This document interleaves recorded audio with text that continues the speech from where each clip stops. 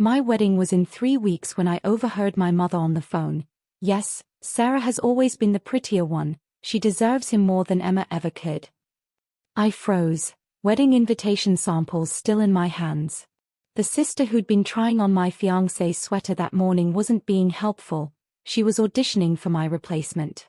That night at dinner, when my mother suggested I should focus on my career instead of marriage, I simply smiled, excused myself to the bathroom, and climbed out the window with nothing but my passport and the family heirloom necklace my grandmother left me.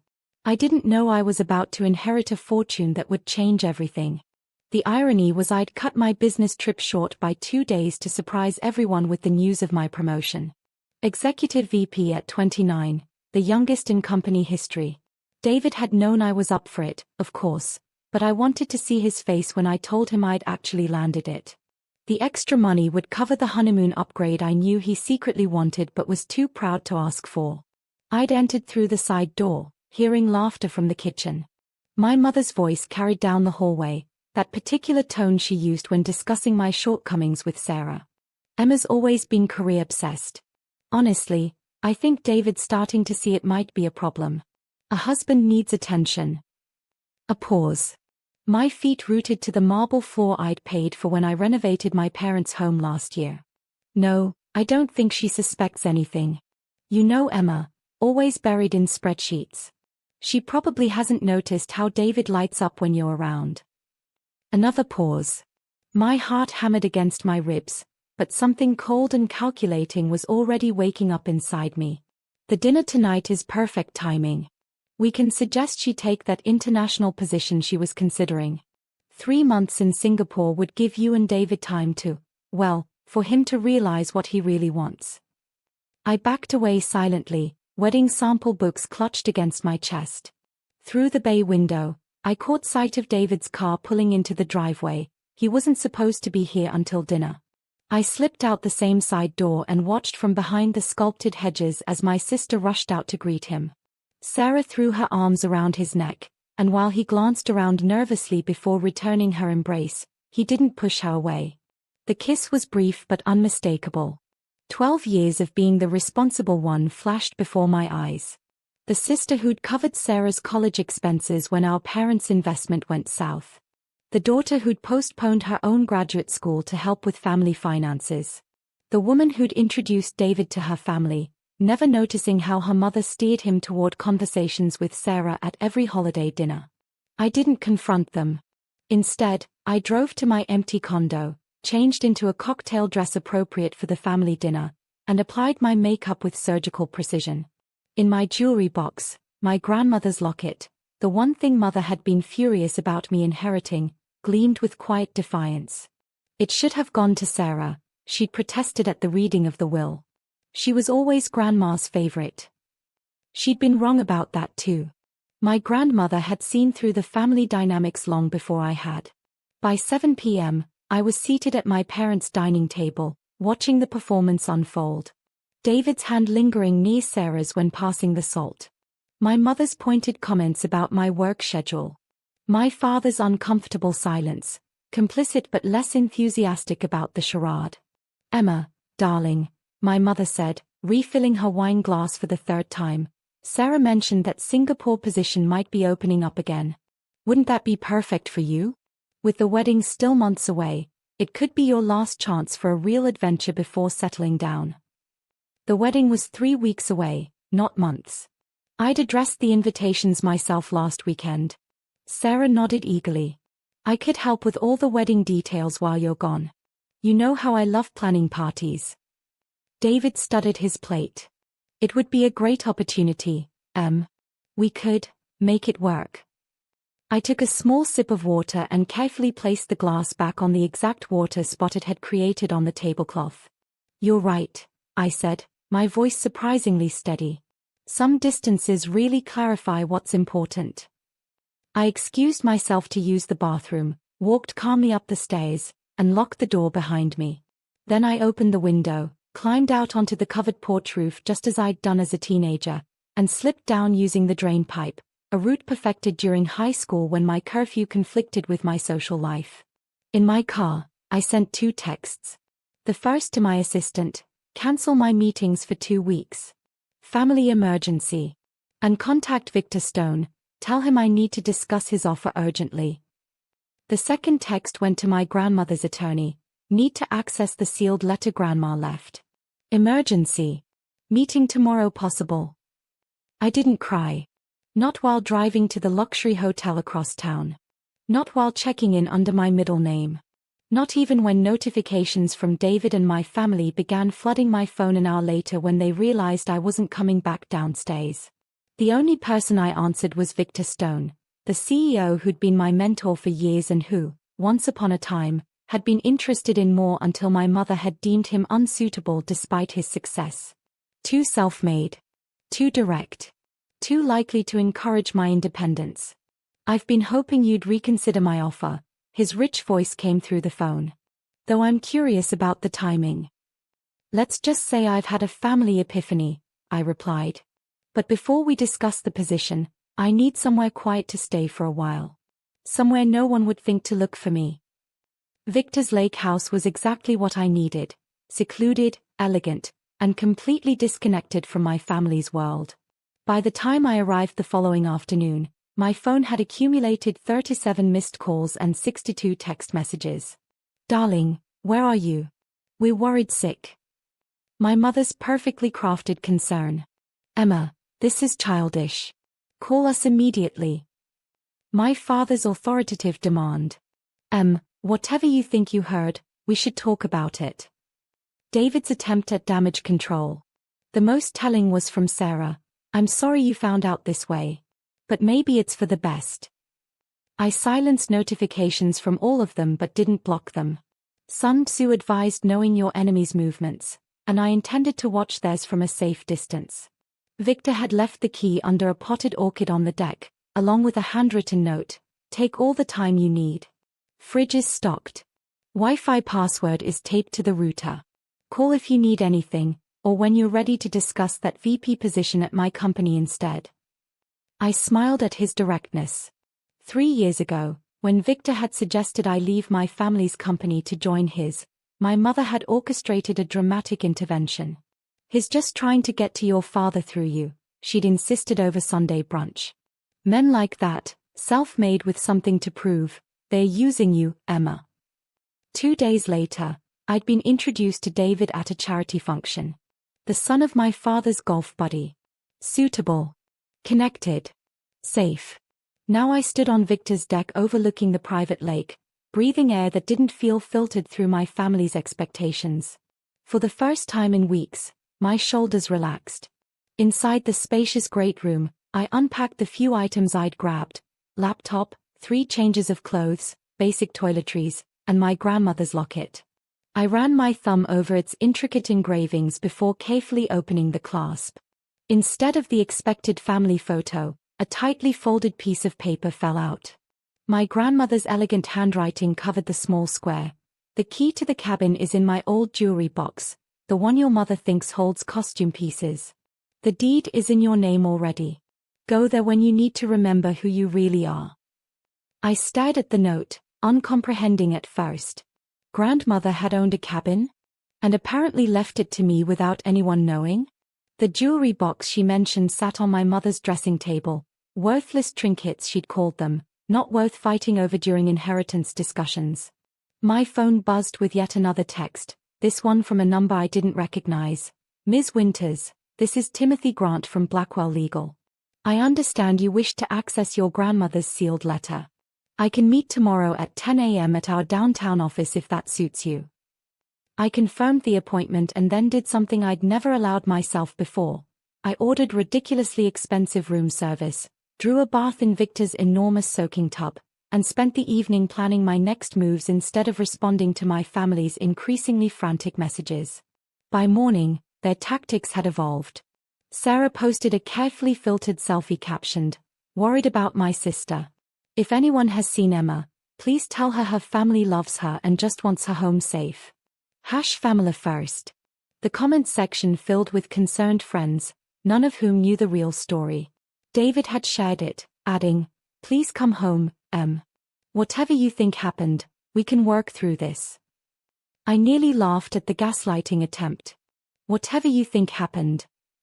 As if I had imagined my fiancé kissing my sister. As if I had misunderstood my mother's explicit plan to replace me in my own engagement. As I drove to the lawyer's office, my professional mask firmly in place, I scrolled through emails one-handed at a red light. My boss expressing concern about my sudden leave request. Wedding vendors confirming final details. A reminder about the final fitting for a dress I would never wear. Mr. Grant was waiting in a conference room, a thick folder on the table before him. Ms. Winters. Thank you for coming. Your grandmother was very specific about the circumstances under which this information should be shared with you. What circumstances? I asked, settling into the leather chair across from him. Her exact words were, when Emma finally sees Charlotte and Sarah for who they truly are. Charlotte being your mother, I presume. A startled laugh escaped me. Grandmother always did see everything clearly. He opened the folder. Your grandmother Elizabeth Winters was a remarkable woman. What your family doesn't know, what she kept from them deliberately, is that her family estate was significantly larger than what was disclosed in the public will. My confusion must have shown on my face. The cabin your grandmother mentioned, it's actually a lodge property on 50 acres of prime lakefront land. Conservative estimate puts its value at around $12 million. The room seemed to tilt slightly. That's impossible. We would have known. Your grandmother created a private trust 20 years ago, with you as the sole beneficiary. She transferred most of her significant assets into it, leaving only enough in her estate to avoid raising questions. He slid a document across the table. There's more. She maintained a portfolio that includes a 15% ownership stake in Winters Development Corporation. My father's company. The company where David served as CFO. The company that, according to recent whispers, was overextended on 3 major projects. 15% would make me the second largest shareholder after your father, Mr. Grant confirmed with a small smile. And there's a board meeting next Thursday. The drive back to Victor's Lake house passed in a blur of revelation. I wasn't just an inconvenient daughter being shuffled aside for her more favored sister. I was now a significant shareholder in my father's company, a company where my ex-fiancé was making financial decisions that would directly impact my inheritance. The universe had a twisted sense of humor. I parked in front of the lake house and sat staring at the water, putting together pieces of a puzzle I hadn't known existed. Grandmother had always watched me differently than she watched Sarah, with a calculating assessment rather than the indulgent affection she showed my sister. I'd interpreted it as disappointment. Now I understood she'd been evaluating whether I was worthy of the legacy she'd built. My phone rang, Victor's name lighting up the screen. I hope I'm not intruding, he said when I answered, but I wanted to check if you were settling in all right. I just discovered I'm wealthy, I replied, the absurdity of the situation finally hitting me. A laugh bubbled up from somewhere deep inside. And I own 15% of my father's company. A pause. That wasn't what I expected you to say. Join the club. I leaned back against the headrest. Apparently my grandmother was secretly building an empire while everyone thought she was just baking cookies and knitting sweaters. Your grandmother Elizabeth Winters? The woman who once told me at a charity function that I should diversify into emerging markets before the tech bubble burst. Victor's voice held new respect. I took her advice, by the way. It saved my first company. That sounded like grandmother, offering life-changing wisdom casually between canapés. I need your help, I said, making a decision. There's a board meeting at Winters Development next Thursday. I need to understand exactly what I'm walking into. You're planning to attend? The surprise in his voice was evident. Not just attend. I'm planning to upend the entire power structure. The clarity of purpose felt exhilarating after weeks of wedding planning minutiae. Can you help me prepare? Come to my office tomorrow. Bring whatever documentation you have from your grandmother's lawyer. I'll have my team pull everything we know about Winters Development's current projects. I thanked him and hung up, then finally entered the lake house. For the first time since leaving my parents' dinner table, I allowed myself to feel the full weight of betrayal. I sank onto the plush sofa, kicked off my shoes, and let the tears come, not from heartbreak over David, whose betrayal seemed almost secondary now, but from the revelation that my entire family dynamic had been built on deception. My mother had never seen me clearly. My father had valued me only as a corporate asset. My sister had coveted what was mine while pretending sisterly affection. And my grandmother had seen it all, silently preparing me for this moment. Morning brought clarity and purpose. I drove to Victor's corporate headquarters, a sleek glass tower downtown that stood in stark contrast to my father's more traditional offices. His assistant escorted me directly to the conference room where Victor waited with 3 people he introduced as his top financial analyst, corporate lawyer, and strategic advisor. "I hope you don't mind the reinforcements," he said. "When you mentioned Winter's development, I thought it best to bring in specialized help." For the next 3 hours, we dissected everything about my father's company, current projects, financial standings, board composition, and voting structures. The picture that emerged was troubling. "These luxury developments are seriously over-leveraged," said Maya, the financial analyst, pointing to projections on her tablet. "If interest rates shift even 0.5%, or if pre-sales don't hit targets next quarter, they're in trouble." Victor's lawyer, Dominic, studied my trust documents with growing amazement. "Your grandmother crafted this brilliantly. Your father can't touch these shares, can't force you to sell them, and can't prevent you from voting them however you choose. And you believe David knows about these financial issues?" Victor asked, leaning forward in his chair. "He's the CFO. He has to know." I tapped my fingers against the glass table. "Which means my parents know as well." The strategic advisor, a sharp-eyed woman named Wren, had been quiet until now. "This timing isn't coincidental. Your wedding was in 3 weeks, you said?" I nodded. "And when would the quarterly numbers be released to shareholders?" 2 weeks after that," I said, the implications sinking in. They wanted to make sure I was firmly bound to David before the potential problems became public. "Or," Wren suggested, "they needed a scapegoat if things went south. The inexperienced new family member given too much responsibility too quickly." The room fell silent as I absorbed this.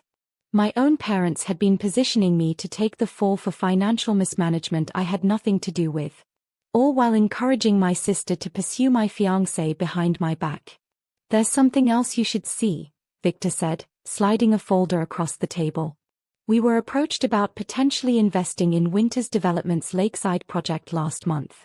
During our preliminary research, we found some concerning discrepancies in the projected costs versus actual expenditures."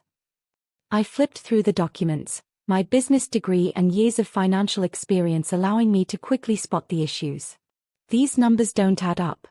They are showing investor projections that are wildly optimistic compared to the actual construction costs." "Precisely," Maya confirmed. "Classic signs of a company cooking the books to attract investors for a project that's already failing." "So what are my options?" I asked, looking around the table. Victor leaned back in his chair. "You could sell your shares quietly and walk away. You could hold them passively and see what happens. Or I could attend that board meeting and force some uncomfortable truths into the open," I finished. A slow smile spread across his face. "Now that would be interesting to watch." My phone buzzed with a text from my mother. "David is devastated. We all make mistakes, Emma. Don't throw away a good match over pride." I set the phone screen down on the table. "I need a suitable outfit for a board meeting. Something that says I'm not the same woman who left 3 days ago." Wren's eyes gleamed. "I know just the place." The black Audi pulled into the underground parking garage of Winter's Development precisely 30 minutes before the board meeting was scheduled to begin. Victor had offered to come with me, but this was something I needed to do alone. "Remember," he'd said as I left his office yesterday after our final preparation session, "you're not walking in as someone's daughter or ex-fiancé. You're walking in as a significant shareholder with legitimate concerns about company management." I adjusted the cuffs of my new crimson power suit. the color a deliberate choice that would stand out among the sea of navy and charcoal typically worn by my father's board.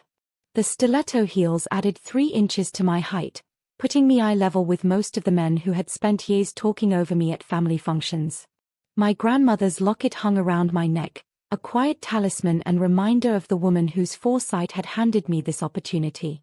The security guard did a double take when I approached the elevator. "Miss Winters, we weren't expecting you." "I imagine not, Thomas. But I believe I'm still authorized to access the executive floor." My employee badge, the one I'd never returned after taking a temporary step back from the company to plan my wedding, was already in my hand. "Of course, Miss Winters." He swiped his MasterCard, overriding the need for my outdated credentials. "It's good to see you back." The executive floor was buzzing with pre-meeting activity. I made it halfway to the boardroom before anyone recognized me. "Emma." My father's executive assistant froze, coffee carafe tilting dangerously in her hand. "You're here." "I am indeed, Patricia. Is the board assembling already?" I gave her my most professional smile, the one I'd practiced in Victor's office mirror for 20 minutes that morning. "Yes, but..." "Wonderful. I'll head right in." I strode past her before she could formulate an objection, knowing she was already texting my father. The element of surprise wouldn't last long. The boardroom was half full when I entered, conversations dying mid-sentence as heads turned toward me. Board members I'd known since childhood stared as though seeing a ghost. "Good morning, gentlemen. Mrs. Chen." I nodded to the only other woman in the room, a 60-something venture capitalist who had always treated me with particular disdain, presumably perceiving me as competition in the male-dominated space. I took an empty seat midway down the table, not at the foot where guests were expected to sit, but not challenging my father's position at the head either. Strategic placement, just as Victor had advised. "Emma." My father appeared in the doorway, his tan face ashen beneath his usual healthy glow. "What are you doing here?" "Attending a board meeting," I replied calmly, arranging my portfolio and tablet on the table. "As is my right as a shareholder." His eyes narrowed, glancing around the room full of curious observers. "Let's discuss this privately." "I don't think that's necessary, Father. The meeting's about to begin, isn't it?" I smiled pleasantly. I wouldn't want to delay proceedings. He visibly struggled with the desire to drag me from the room versus maintaining his image of control. The latter one. With a tense nod, he took his seat at the head of the table. The minutes that followed were a masterclass in corporate theater. My father attempted to proceed as though my presence was expected. David arrived, stopping short when he saw me, his normally confident stride faltering. He took the CFO's traditional seat across from me, unable to meet my eyes. Then came the real shock, my mother and Sarah walking in together, dressed for what they clearly thought would be a standard observer role at a routine meeting. "Emma." Sarah gasped, her perfectly manicured hand flying to her throat. My mother recovered more quickly. "Darling, what a surprise. We've been so worried." I ignored both of them, focusing on the meeting agenda that had been distributed. Property acquisitions. Construction updates. Quarterly projections. Mundane corporate matters that would serve as the battlefield for our family drama. My father called the meeting to order with forced joviality. "Before we begin, I should acknowledge the unexpected presence of my daughter Emma, who has apparently decided to take an interest in our proceedings today." Several board members chuckled uncertainly. "More than an interest, Father," I corrected smoothly. "As the holder of 15% of Winter's development shares, I have a fiduciary responsibility to ensure proper corporate governance." The room went silent. My father's knuckles whitened around his pen. "I'm afraid there's been some confusion," he said tightly. "The family trust holds those shares. You don't personally control them." I removed a document from my portfolio and slid it toward him. "Actually, Grandmother's private trust holds those shares, with me as the sole trustee and beneficiary. The trust's legal representative will be joining us shortly to confirm this, but I've provided copies of the relevant documentation for the board's review." David was frantically typing on his phone under the table, likely pulling up ownership records that he should have been aware of as CFO. My mother's face had gone from polite confusion to dawning horror. Mrs. Chen, never one to miss an opportunity, spoke first. If this is accurate, Ms. Winters is indeed entitled to full participation in this meeting, including voting rights. My father attempted a dismissive laugh. This is a family misunderstanding that we'll sort out privately. For now, let's proceed with our agenda. David, please present the quarterly projections. David rose on unsteady legs, clicking through to his presentation. The numbers he displayed showed steady growth, promising returns, and healthy project timelines. All completely at odds with the documents Victor's team had uncovered. I waited until he concluded his sunny assessment before raising my hand. I have some questions about these projections, particularly regarding the Lakeside Development's financing structure.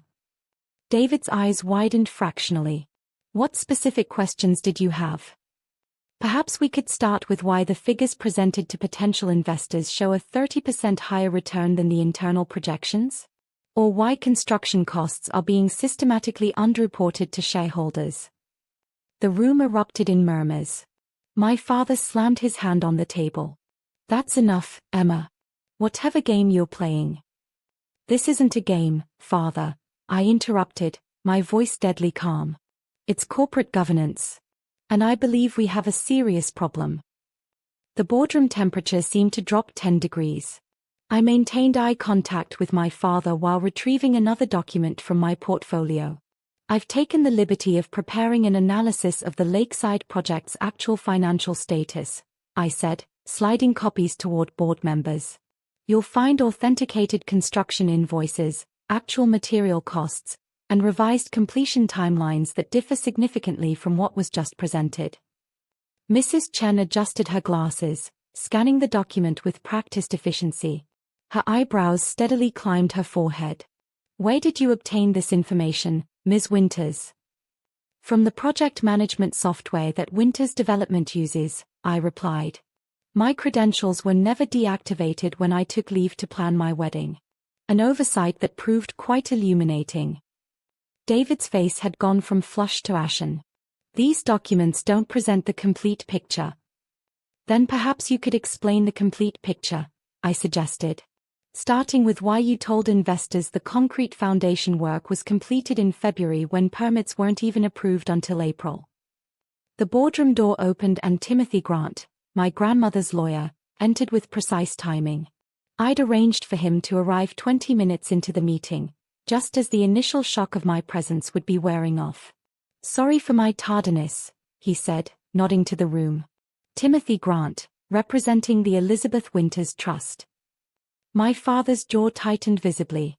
This is an executive board meeting, not a legal proceeding.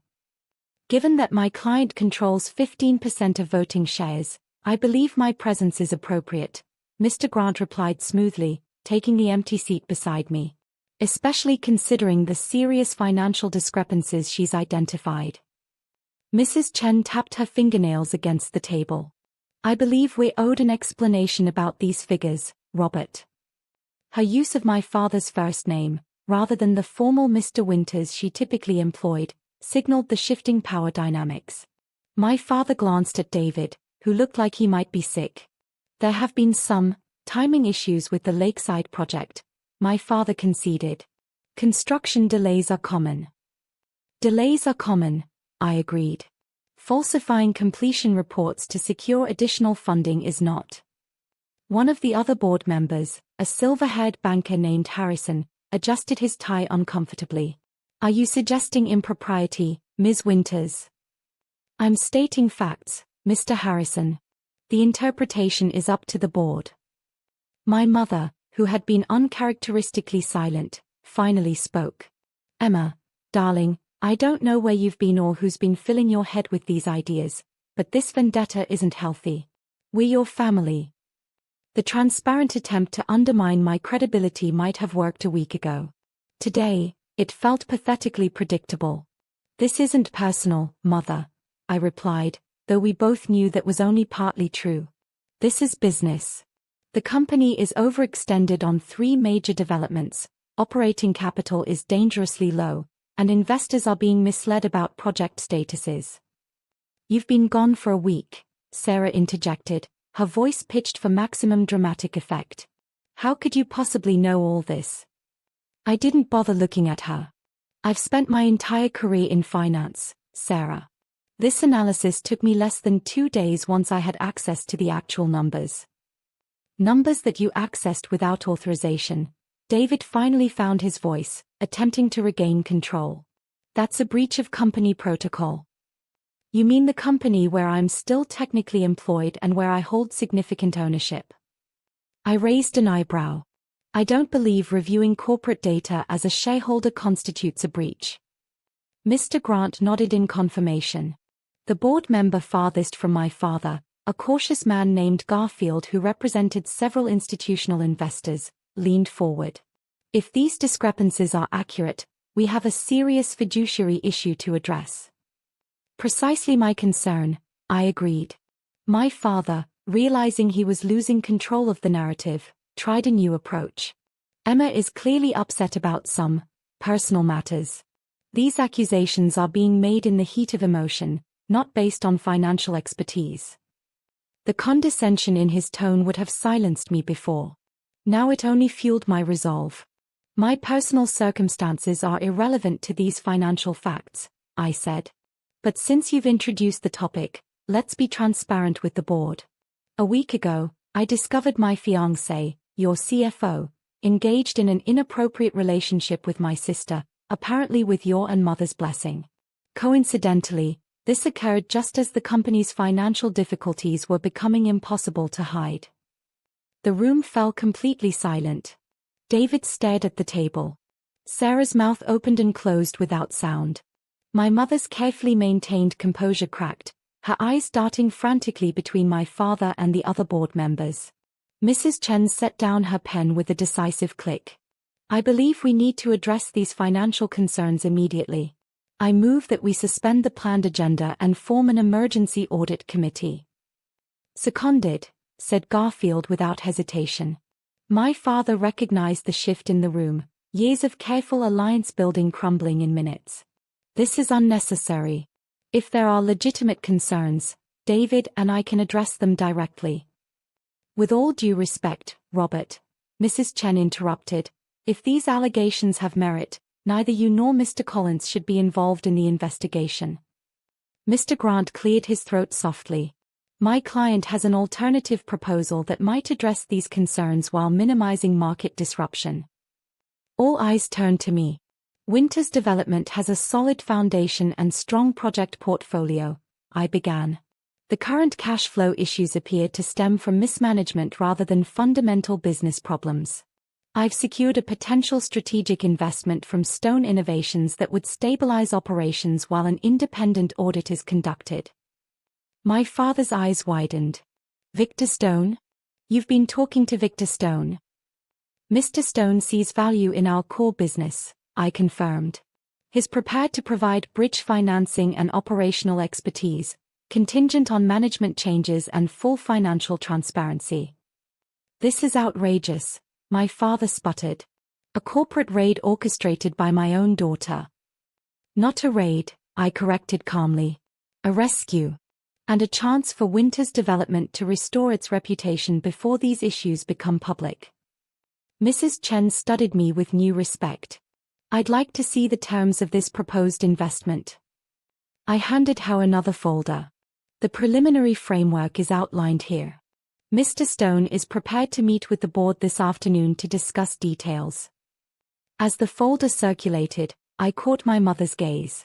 For the first time in my life, I saw fear in her eyes, not for me, but of me. You've been planning this all along, she whispered. I smiled. No, Mother. I learned it from watching you. The emergency board meeting adjourned with 2 critical resolutions, forming an independent audit committee and scheduling a follow-up session with Victor Stone that afternoon to discuss the potential investment. As board members filtered out, my father instructed his assistant to prepare the small conference room for a family discussion. I considered refusing but decided to face them on my terms. I texted Victor a quick update, then followed my father, mother, David, and Sarah into the walnut-paneled room that had hosted countless family strategy sessions over the years. My father closed the door with exaggerated control, the action of a man barely containing his rage. "What the hell do you think you're doing?"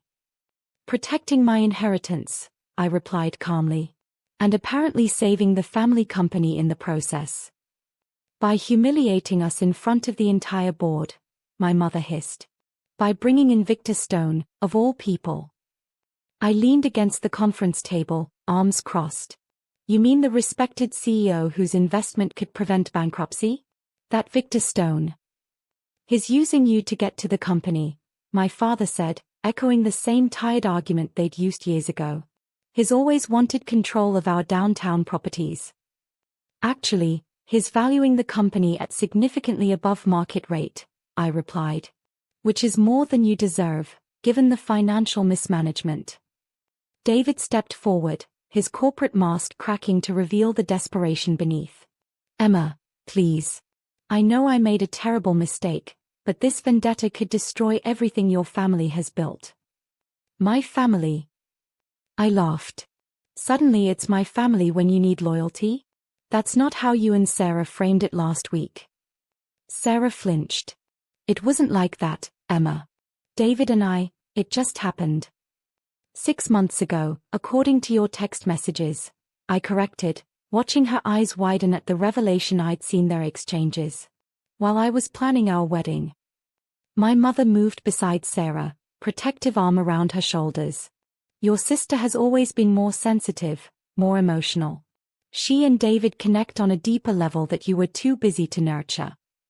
There it was, the familiar narrative that had defined our family dynamic since childhood. Sarah needed. Sarah deserved. Sarah couldn't help herself. While Emma should understand, Emma should sacrifice, Emma would be fine. "Let's be honest for once," I said, suddenly tired of the charade. "This wasn't about emotional connection. This was about finding a financial safety net for Sarah while positioning me to take the fall for the company's problems." My father's expression confirmed it before he could formulate a denial. "The timing was just so perfect, wasn't it?" I continued. "Marry me off to the CFO, encourage him to give me a significant role in the troubled projects, then watch me shoulder the blame when everything collapsed." "That's ridiculous," my father blustered, but the conviction was missing from his voice. "Is it? The same way it was ridiculous when you convinced me to pass on that London opportunity 3 years ago because the family needed me here? Or when you persuaded me that Victor's offer was really about corporate espionage?" David paled. "Robert, you never said." "Be quiet," my father snapped. "This is family business." "Not anymore," I replied. "Now it's corporate governance and potential securities fraud. Unless you'd prefer I withdraw the Stone investment offer and go directly to the SEC with what I've found." The threat hung in the air. My father's expression shifted from anger to calculation, the businessman finally emerging from behind the patriarch. "What exactly do you want, Emma?" he asked, his tone newly careful.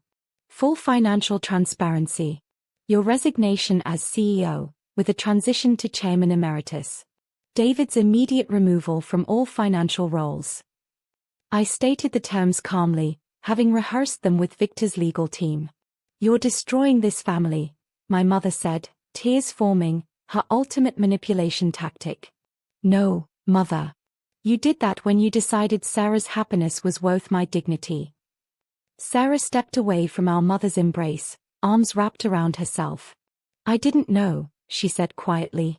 "About the company problems, the setup. I thought they wanted us to be happy." I studied my sister, really looked at her, for the first time since discovering the betrayal. Behind the perfect makeup and practiced vulnerability, I saw genuine confusion. The painful realization hit me. Sarah was as much a pawn as I had been, just positioned differently on the board. "Did you love him?" I asked, the question surprising even me. Sarah glanced at David, who was staring at the floor. "I thought I did. But now I don't know if any of it was real." David's head snapped up. Of course it was real. I care about you, Sarah. Her bitter laugh held a clarity I'd never heard from her before. The way you cared about Emma? Or the way you care about your career? It's getting hard to keep track, David. My mother stepped between them. This is exactly what Emma wants, to turn us against each other. No, I said softly. That was your specialty, Mother. I just want the truth. For once. The room fell silent. My father, ever the pragmatist, was the first to regroup. Your terms are unacceptable, he said. I built this company. I am this company. Then watch it collapse under your leadership, I replied, gathering my portfolio. The audit will proceed either way, and the results won't be pretty. Stone's investment is the only thing that might prevent that. You would really destroy your family's legacy out of spite, my father demanded. I paused at the door. This isn't spite. It's accountability. Something this family could use more of. Before I could leave, Sarah surprised me by crossing the room to stand beside me. I want to know, she said, her voice stronger than I'd heard it in years. I want to know if I was just part of some business strategy too. My father and mother exchanged a glance that told us everything. Oh my God, Sarah whispered. Sarah, darling, you're being dramatic, my mother began. Stop. Sarah raised her hand. Just stop lying. For once. David attempted to approach her. Sarah, baby, this doesn't change anything between us. It changes everything, she said, stepping away from him. Emma was right to leave. About all of it. In that moment, looking at my sister's crumbling composure, I felt an unexpected pang of kinship. We'd both been manipulated, just in different ways. The meeting with Stone is at 3, I said, holding the door. Sarah, you're welcome to join us if you want to understand what's really happening with the company. My sister hesitated, glancing back at our parents. Sarah, my mother warned. Think about what you're doing. Sarah straightened her shoulders. I am. For the first time. She walked through the door I held open, not looking back. As we walked down the corridor together, I realized we'd never been truly sisters before this moment, just competitors in a game designed by our parents. But betrayal, it seemed, could forge unexpected alliances. 3 months passed like a whirlwind. The audit committee confirmed everything I'd uncovered, plus financial irregularities dating back 5 years. The Stone investment saved Winter's development from certain collapse, though not without significant restructuring. My father reluctantly stepped into the chairman emeritus role, while the board appointed an experienced interim CEO from outside the family. David resigned before he could be fired, accepting a much lower position at a smaller firm across the country. According to industry gossip, he'd left abruptly, without even saying goodbye to Sarah. I sat in my new office at Stone Innovations, reviewing quarterly projections for the joint venture we'd created to manage the salvageable Winters projects. The corner office offered sweeping views of the city skyline, including, if I stood at just the right angle, the Winters development building where I'd once been merely the boss's daughter. My assistant knocked lightly on the door frame. Ms. Winters? Your 3 o'clock is here. Send her in, Javier. And we'll need tea, please. Sarah entered hesitantly, looking both familiar and changed. Gone were the designer clothes and excessive accessories, replaced by a simple blazer over jeans. She'd cut her hair into a practical bob, and her face bore less makeup than I'd seen her wear since middle school. This place is incredible, she said, glancing around the office. Very you. Thank you. I gestured to the sitting area by the windows. How are your classes going? After the board meeting revelation, Sarah had surprised everyone by enrolling in community college courses, starting with basic accounting. I want to understand what they were hiding from us, she'd explained. Challenging, she admitted now, setting her bag aside. But good. Professor Jenkins says I have an aptitude for forensic accounting, ironically enough. I smiled despite myself. That would certainly be poetic justice. A brief, uncomfortable silence settled between us. We'd spoken occasionally during the past months, necessary conversations about family matters and the company transition, but this was our first deliberate meeting since everything had imploded. "Thank you for seeing me," Sarah finally said. "I know you're busy." "I'm never too busy for family." The words surprised me as much as her. 3 months ago, I couldn't have said them sincerely. Javier arrived with tea, buying us a moment to collect ourselves. After he departed, Sarah wrapped her hands around the delicate cup as if seeking warmth. "I owe you an apology," she began. "A real one, not the half-truth versions I've been telling myself." I waited, giving her space to continue. I knew what I was doing with David was wrong. I told myself it was love, that we couldn't help our feelings, but... She shook her head. "That was just a convenient excuse. The truth is, I was jealous. You've always been the capable one, the successful one. Taking something that was yours, someone that was yours, made me feel powerful for once." Her honesty was disarming. I'd expected excuses, not this raw self-awareness. "What changed?" I asked. "Watching you in that boardroom." She met my eyes directly. "You were magnificent. Not because you were taking revenge, but because you were completely in your element. I realized I've been trying to compete with you instead of finding my own path." I sipped my tea, absorbing her words. "Our parents did a number on both of us, didn't they?" "Mom called again yesterday," Sarah said, changing the subject slightly. "She wants us all to have dinner next weekend. Begin healing the family," she said. "And what did you tell her?" "That I'm busy with midterms." Sarah's smile held new confidence. "Dad left her a voicemail for you about some remaining trust documents that need your signature." I nodded. "Mr. Grant is handling it. I don't plan to be in the same room with them until the company transition is fully complete." "Is that why you asked me here?" "The transition?" "Partly," I admitted. "The audit committee found some property assets in grandmother's portfolio that were never properly recorded in the company books. One of them is a small retail development that's actually quite profitable. Given everything that's happened, I thought you might want to take it on." Sarah's teacup clattered against the saucer. "What? You're studying accounting. You clearly have an interest in understanding the business. This would be a managed first step, small enough to be manageable, significant enough to matter. Why would you trust me with anything after what I did?" The question hung between us, valid and weighty. 3 months ago, I wouldn't have. But seeing her determined efforts to build an independent life had shifted something in me. "Because we were both victims of the same manipulation, just in different ways," I replied.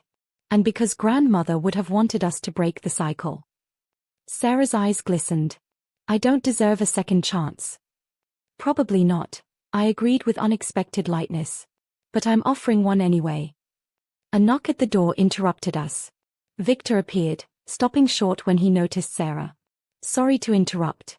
The developer for the waterfront project called with concerns about the environmental impact report." "I'll be right there," I assured him. The way his eyes lingered on me didn't escape Sarah's notice. After he departed, she raised an eyebrow. "So, you and Victor Stone." I felt color rising in my cheeks. "We're taking things slowly. Professionally, we're partners. Personally, we're exploring possibilities." "He looks at you the way David never looked at either of us," she observed. "Yes," I acknowledged. "That's part of why I trust it." The sentiment hung between us, an acknowledgement that we'd both settled for less than we deserved in different ways. "About the retail property," Sarah said, bringing us back to business. "If you're serious, I'd like to learn more." "I am. The management team is solid, they just need direction and oversight. You'd report to the board quarterly, but otherwise have autonomy to implement your vision." For the first time in our adult lives, I saw genuine gratitude in my sister's eyes, not the performative appreciation she'd perfected for our parents. "I won't let you down," she said. "I know."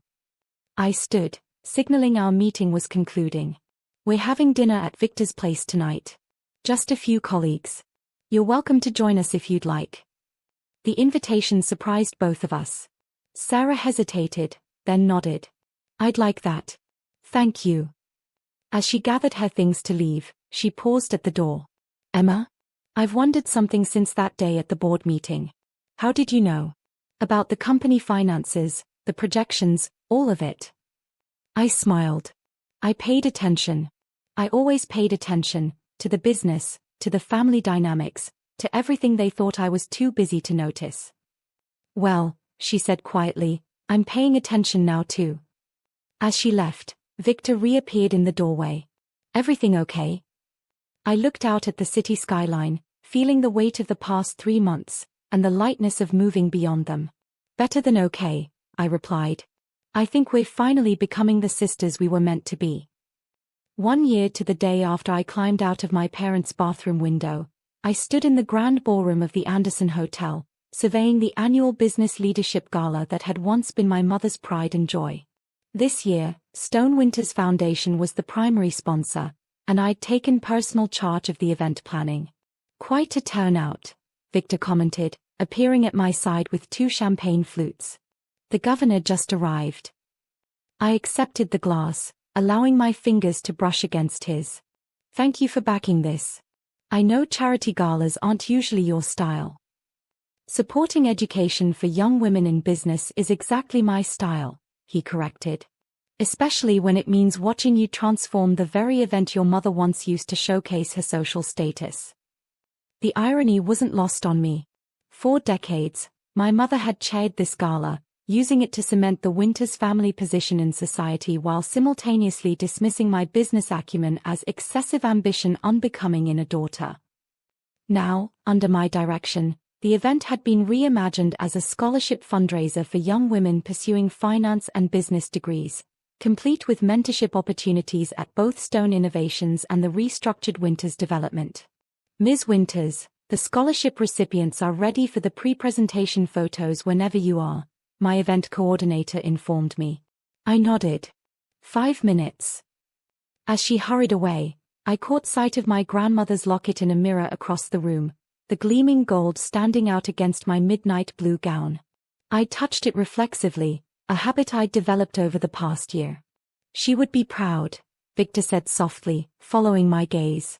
I like to think so. I turned back to him, taking in his profile as he surveyed the room. The past year had changed us both.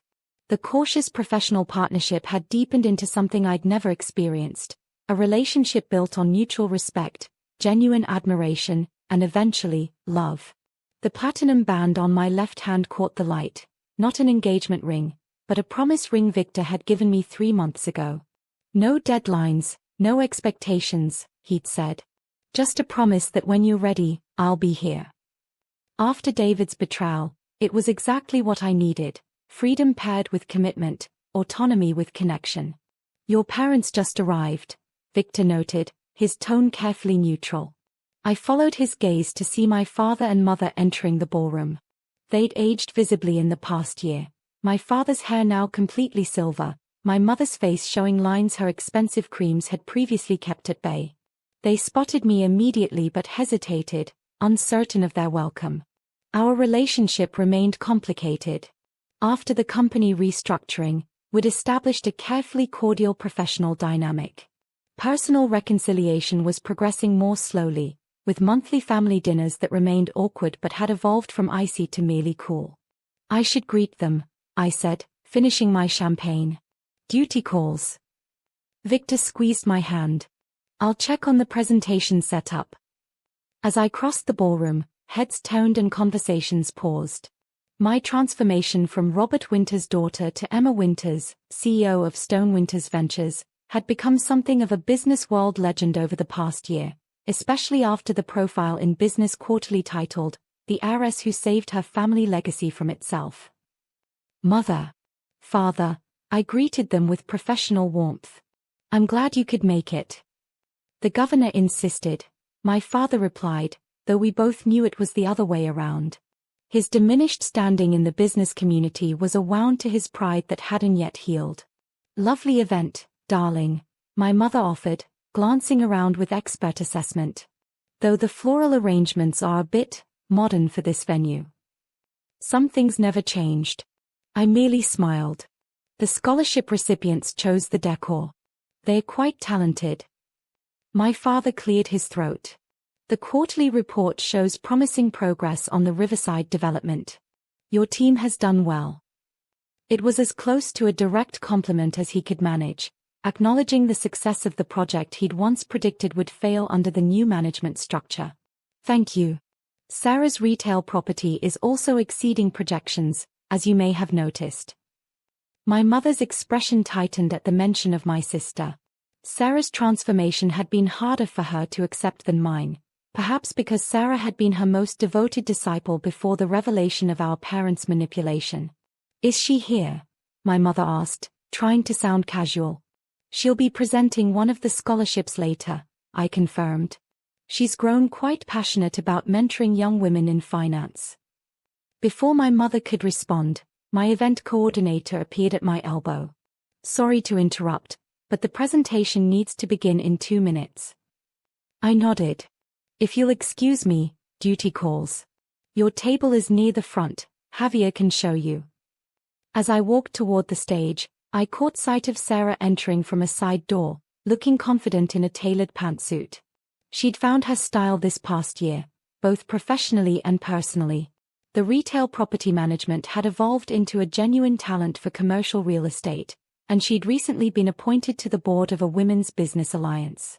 Our relationship had evolved too.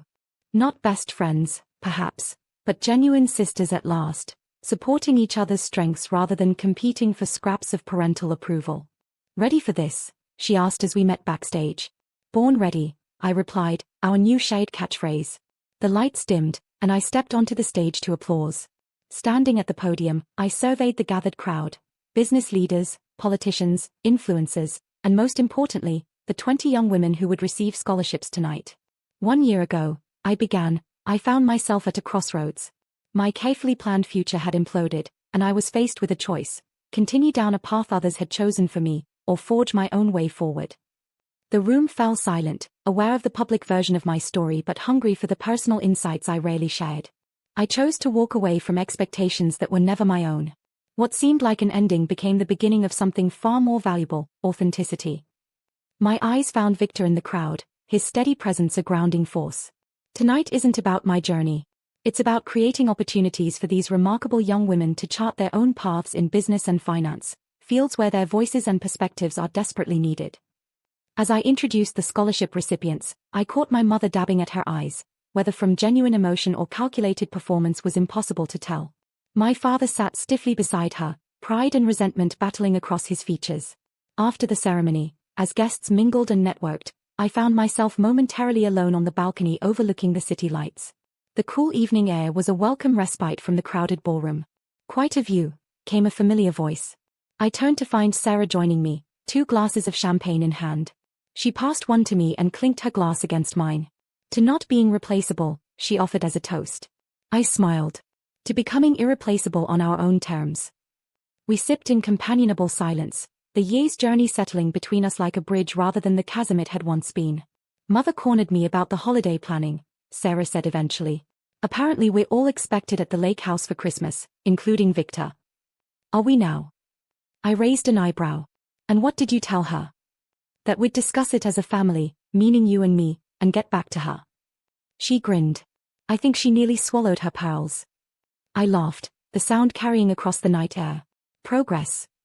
Victor appeared at the doorway, respectfully waiting to see if he was intruding on a private moment. I motioned him forward. The governor is looking for you both, he informed us. Something about a women's leadership initiative he's launching next quarter. Sarah straightened. Political connections. Mother would be so proud. But for all the right reasons this time, I added. As we prepared to return to the gala, I paused for one last look at the city spread below us, the lights of buildings where I'd once felt trapped now representing possibility instead. You know, Sarah said thoughtfully, when you left that night, I thought you were running away. But you weren't, were you? You were running towards something better. I touched my grandmother's locket, the physical link to the woman who had somehow foreseen this moment years before it arrived. The greatest revenge wasn't taking back power, I replied, echoing the words I'd written in my journal months ago. It was discovering I never needed their approval to be powerful in the first place.